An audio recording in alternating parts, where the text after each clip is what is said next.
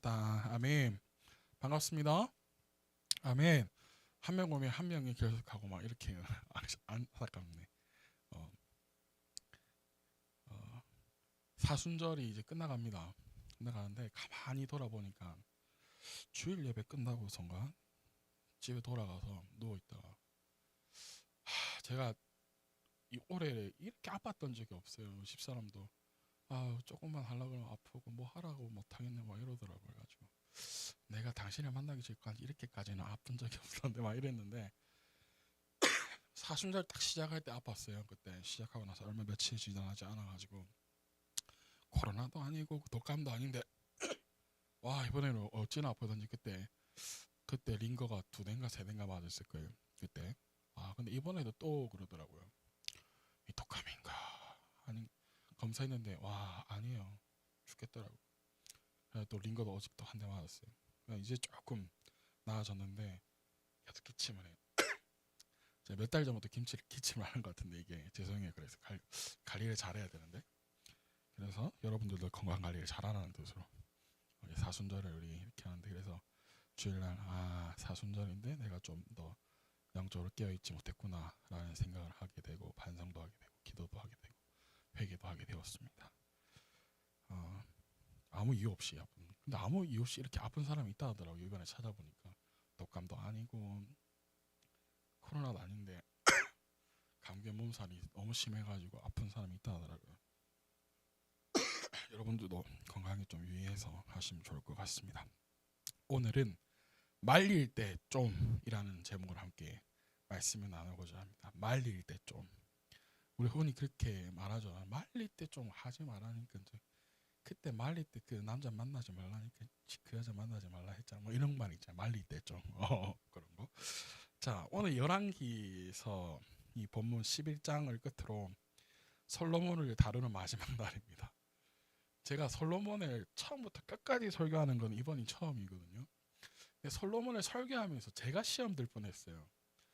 솔로몬이 이렇게 하나님 앞에 잘못한 사람이었나 싶을 정도로 이 본문들을 곱씹어 볼 때마다 내가 그동안 참 설교를 잘못했다는 생각도 들기도 하고 주일학교 때 설교할 때랑 너무 달라가지고 참 저에게도 이 솔로몬이 낯설게 느껴졌어요. 그래서 오늘 이제 드디어 솔로몬 마지막이고 이제 다음 주부터는 이제 솔로몬 다음에 이루어지는 이제 이스라엘 왕들을 만나게 될 텐데 솔로몬은요 하나님이 주신 지혜로 많은 부와 명성을 가진 사람이라는 걸 우리는 잘 알고 있습니다. 그의 지혜는 너무나도 많아서 우리 지난주에 보니까 온 땅에 서원이 자장하고 명성이 자자했다는 거 그죠? 그리고 그가 뭐 쓴 잠언이라든지 지혜서로 따로 말하지 않아도 대단한 것을 알고 있습니다. 오늘 그런데 본문 시작하는 1절의 말씀이 우리의 마음을 참 아프게 하고 하나님의 마음도 이러한 같은 마음이 아니셨을까라는 생각이 듭니다. 1절을 한번 읽어볼까요? 솔로몬 왕은 시작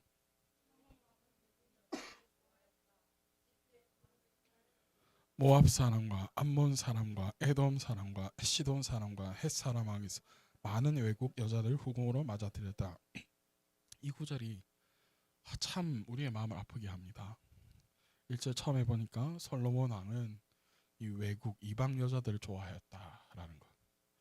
이게 어떻게 보면 하나님의 마음을 이 이 열왕기상 기자가 11장 처음 시작하면서 서두에 둔 게 이유가 있지 않을까라는 생각을 하게 됩니다. 그리고 보니까 이 솔로몬이 좋아하는 건 제일 처음에 누가 나오죠? 이집트의 바로의 딸부터 시작하잖아요. 여러분 순서가 항상 중요하다 그랬어요. 이 유대인들에게. 근데 제일 차이는 뭐예요? 바로의 딸 이집트. 여러분 기억하세요. 나중에 뭐가 제가 말씀드릴 게 있을 거라서 그래요. 자, 그가 처음에 왕이 되어서 이스라엘 다스리기 시작할 때와는 다르게 완전히 달라진 태도가 우리의 마음을 아프게 하는 거예요. 3장 3절에 보면 솔로몬이 뭐라고 이야기하냐? 솔로몬은 처음에 이제 왕이 되고 나서 처음 시작할 때에 3장 3절 이렇게 이야기합니다. 솔로몬은 주님을 사랑하였으며 자기 아버지 다윗의 법도를 따랐으나 그도 여러 산당에서 제사를 드리며 분향하였다. 좀 애매하긴 하지만 그래도 순서는 뭐가 앞에 있어요? 하나님을 사랑하는 게 앞에 있었다고요. 그런데 11장 그의 이제 말로에 와서는 딱 시작하기를 뭐를 좋아한대요? 하나님을 사랑하였다라고 보다는 외국 여자들을 좋아하였다 말로 시작한단 말이에요. 그래서 우리의 마음을 참 안타깝게 하는 거예요. 그래서 수많은 여인들을 솔로몬은 아내로 맞이했다라는 것을 우리는 알고 있는데 3절에 말하기를 후궁이 몇 명이에요? 700명. 그의 첩이 300명. 그런데 여기서 등장하는 여인들은 신분들이 다른 나라의 공주였다라는 거. 그러니까 왜 그랬어요? 다 정치적인 외교 때문에. 그런데 이 11장 쭉 읽어 나가다 보면 정치적인 결혼인데도 불구하고 솔로몬들이 그 여자들 다 좋아했다라는 거죠. 좀 대단한 사람이에요. 그죠? 우리는 뭐 드라마에서 나오는 것처럼 뭐 그 있잖아요. 뭐 재벌집 뭐 남자가 몰래 뭐 그 회사에서 이 신입 사원 뭐 없는 집안에 뭐 여자를 좋아해가지고 그런 뭐 로맨스물 같은 거 있잖아요. 막 그래서 기궁자오하는 그런 것을 생각할 수도 있는데 뭐 이런 감동의 스토리가 아니라 그냥 진짜 돈 많은 사람들끼리 좋아하는 그런 로맨스였다라는 거예요. 그런데 이방 여인과 결혼은 하나님께서 철저히 반대하신 일이라는 것을 우리는 알고 있습니다. 그렇죠? 그래서 2절을 한번 읽어볼까요? 2절 주님께서 시작.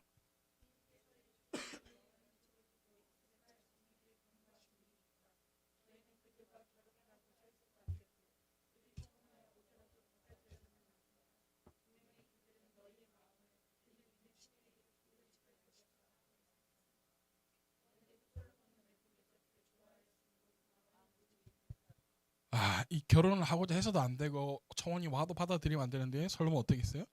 그들을 받아들이고 그들을 혼인하고 또 그들의 신들까지 받아들였다는 거예요. 그래서 2절에서 꼭 집어서 이야기하는 게 뭐냐면 솔로몬의 잘못, 외국 여인과 결혼한 것에 대한 잘못, 그리고 그 여인들에게 무엇을 빼앗겨요? 마음을 빼앗겼다는 것에 대한 잘못. 그리고 그 여인들이 믿는 신들에게 마음이 뭐해졌다고 또 기울어졌다는 것.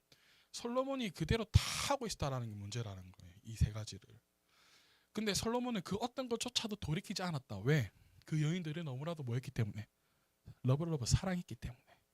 그래서 4절에 보면 여러분 읽어봅시다. 솔로몬이 늙으니 4절 시작.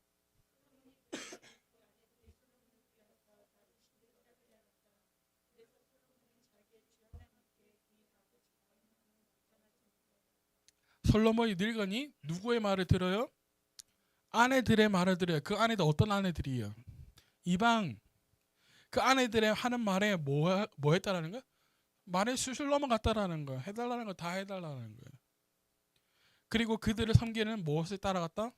신들을 따랐다라는 거예요. 여러분 5절 6절도 한번 읽어볼까요? 시작.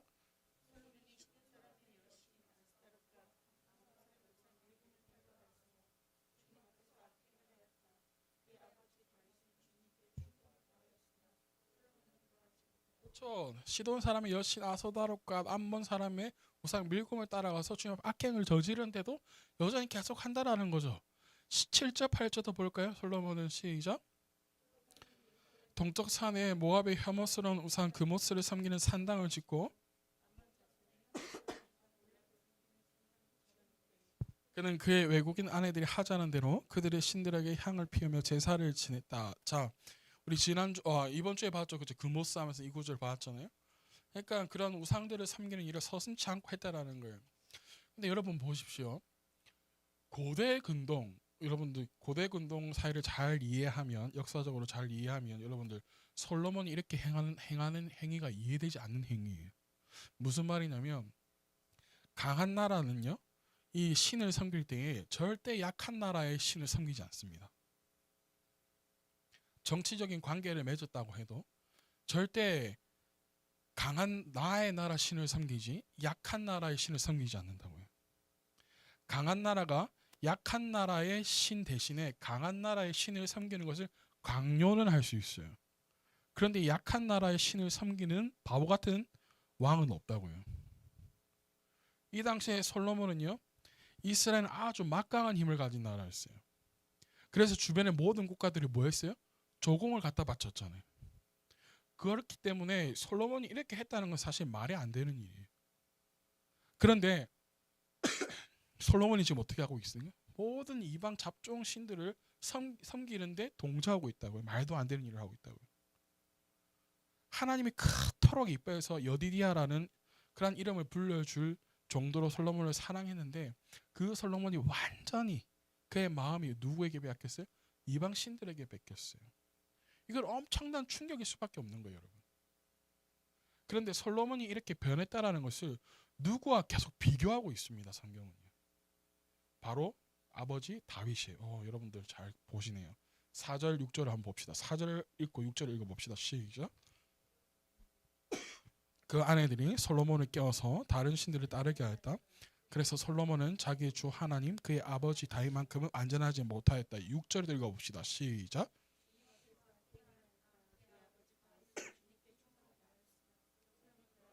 계속 뭐였다는 거예요? 아버지 다윗과 비교되어지죠.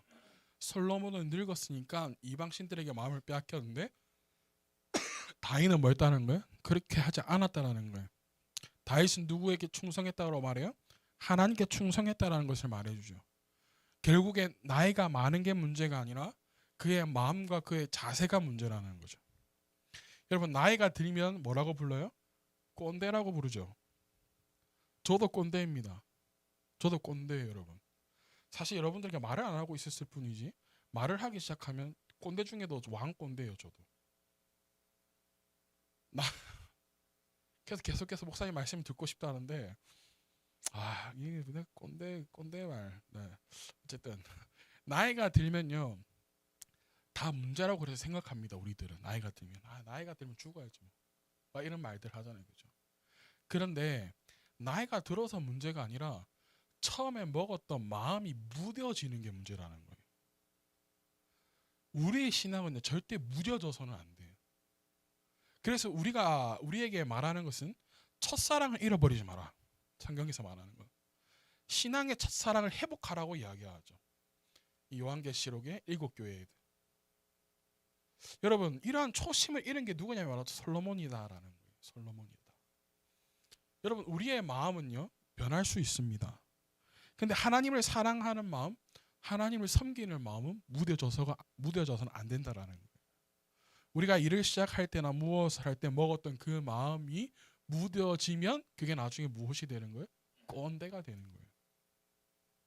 여러분들도 꼰대들일 거예요 아마. 어떻게 보면. 여러분들 꼰대가 되지 맙시다. 처음 먹었던 마음을 그대로 먹읍시다. 여러분 군대에서 최근에 인권 하잖아요, 그죠? 군대 인권이 어디 있습니까? 군대는 까라면 까는 곳이죠. 솔직히 이야기해서 군대는 까라면 까는 곳이에요. 왜요? 생명이 왔다 갔다 하기 때문에. 그래서 요즘에 유행한 드라마가 있죠. DP라는 거. DP.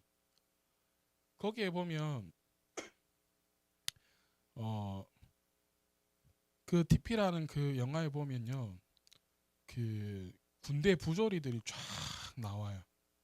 그런 악행들 뭐 그런 것들. 나는 안 해야지 하는데 나중에 그렇게 하고 있다고요. 최근에 DP 말고 신병이라는 그 드라마도 나왔어요. 그 신병 2에서 중대장 역할하는 김지섭 그 배우가 중대장으로서 이런 모든 만행들 없애겠다 해가지고 상병장들을 잡죠. 그런데 마음처럼 잡는 게 쉽지가 않아요. 근데 상병장들이 말합니다. 우리가 처음에 2등병 때 1병 때 얼마나 맞은 줄 아십니까? 얼마나 우리가 부조리를 당한지 아십니까? 우리는 그렇게 안 해야지 하는데 안 하는 게 이 정도라고 이야기하죠. 저도 그랬습니다. 안 해야지 하는데 안 되더라고요, 잘. 여러분 그래서 우리가 처음에 먹었던 마음을 지켜내는 게 쉽지가 않아요. 신앙은 근데 지켜내야 된다라는 거예요. 신앙만큼은요 처음 먹었던 마음들을 지켜내야 돼요, 여러분. 올해 초에 먹었던 마음들이 있다라면 다시금 여러분들 그 마음을 되새기시길 바랍니다. 묻어졌던 것들, 무너졌던 것들 다시 세우는 시간 되어지길 축복합니다. 이러한 초심에 이런 솔로몬에게 하나님께서 매를 드시는데 어떻게 매를 드시냐? 너무나도 무섭게 매를 드십니다. 11절부터 13절까지도 한번 읽어볼까요? 그러므로부터 시작합시다. 시작.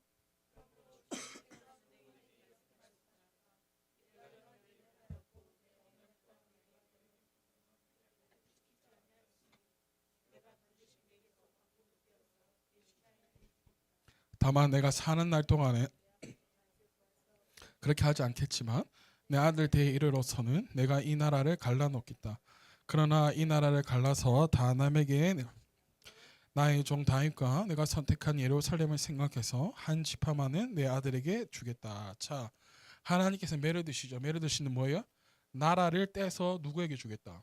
신하에게 주겠다. 그런데 다만 누구 때문에? 다윗, 아버지 다윗 때문에 하나님이 선택한 예루살렘을 위해서 내 아들과 뭐 한 지파만 남겨두겠다라는 거예요.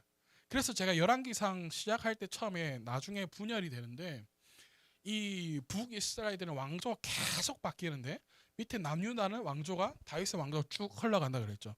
하나님께서 그 왕조를 지켜주시기 위해서. 이해되시나요? 그래서 그런데 이 하나님께서 매를 드시는데 하나님은요 솔로몬이 사는 날에는 일어나지 않게 하겠다. 네가 사는 날에. 그런데 네 아들 대이로서 내가 그렇게 하겠다라고. 그래서 무섭게 솔로몬에게 매를 드시죠.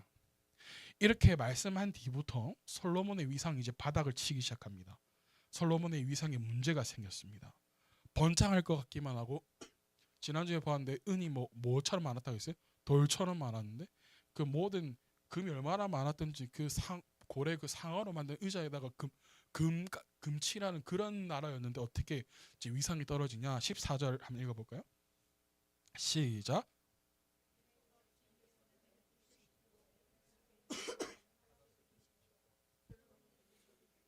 솔로몬의 대적이 일어나기 시작하는 거예요. 그 첫 번째가 누구예요? 하닷이 하닷. 그리고 23절, 25절까지도 한번 읽어볼까요? 시작.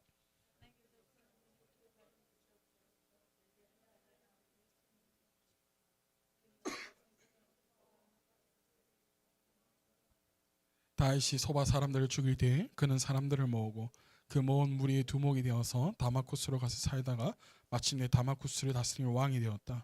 루소는 솔로몬의 일생 동안 이스라엘의 대적자가 되었다. 그렇지 않아도 솔로몬은 하닷에게 실리고 있었는데 엎친 데 덮친 격으로 루손에게도 시달렸다.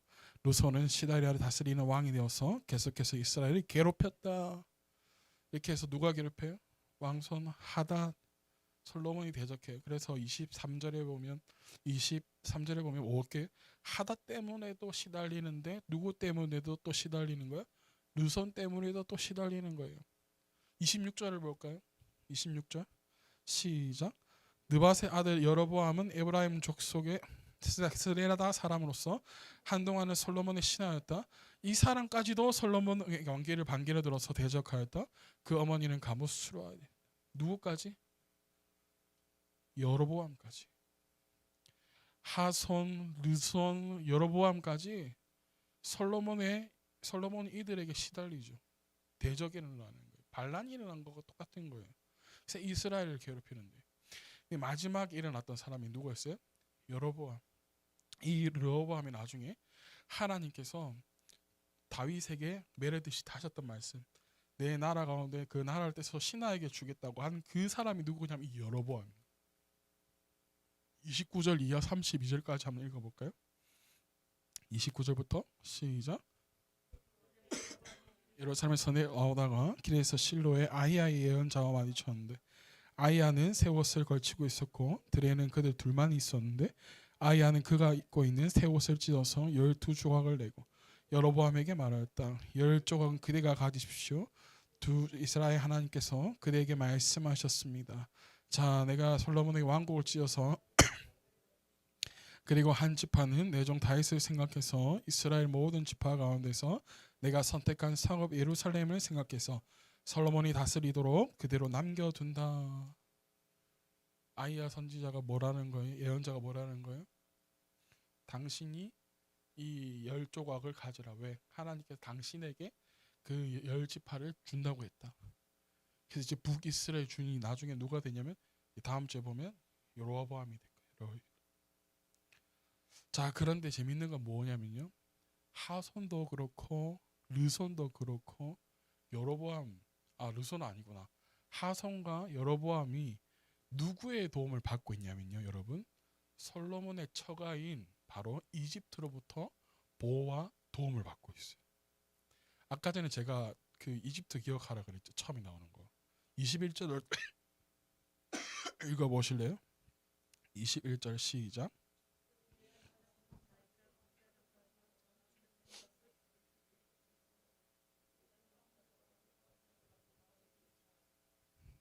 하닷, 하닷, 하손이 아니라 하닷. 하닷이 누구의 도움을 받았다고요? 고국의 땅으로 돌아가서 이집트에서 듣고서, 그래서 그곳에 돌아가서 이집트의 도움을 받는다고요. 그리고 40절을 보면 솔로몬이 여로보암을 죽이고 하니 여로보암이 일어나서 어디로 가요? 이집트 왕 시삭에게로 도망해서 솔로몬이 죽을 때까지 이집트에 머물러 있다. 아이러니하죠. 아이러니한 거예요. 자신이 그토록 사랑하는 그 공주의 이집트 땅을 그 땅에서 뭐가 일어나는 거예요? 반역의 냄새가 스스스 일어나는 거예요. 아이러니한 거죠. 드디어 솔로몬이 죽습니다. 41절부터 43절까지 보면 시작.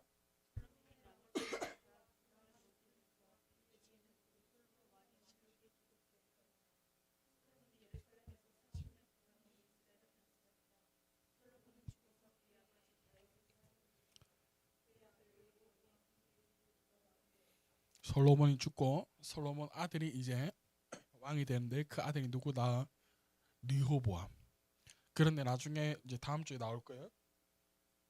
다른 한쪽은 북쪽은 누가 된다? 여로보암, 르호보암. 이 이름 헷갈리죠. 그런데 기억하세요. 솔로몬의 아들 르호보암이 이제 왕을 이어서 왕이 됩니다. 여러분, 솔로몬은 참 대단한 사람인 것은 맞습니다. 지혜가 대단한 사람. 그런데 그의 말년은요, 그가 그토록 잘했던 정치적인 외교 때문에 완전히 무너지고 만 거죠. 외국의 아내들이 그를 완전히 몰락시켜 버리고 만 거예요. 하나님은 솔로몬이 이렇게 될 때까지 가만히 계셨던 것일까? 솔로몬이 이토록 되어가는데 하나님은 손 놓고 계셨을까? 라는 거예요. 자, 9절 10절을 한번 읽어봅시다. 오늘 본문 9절 10절 시작.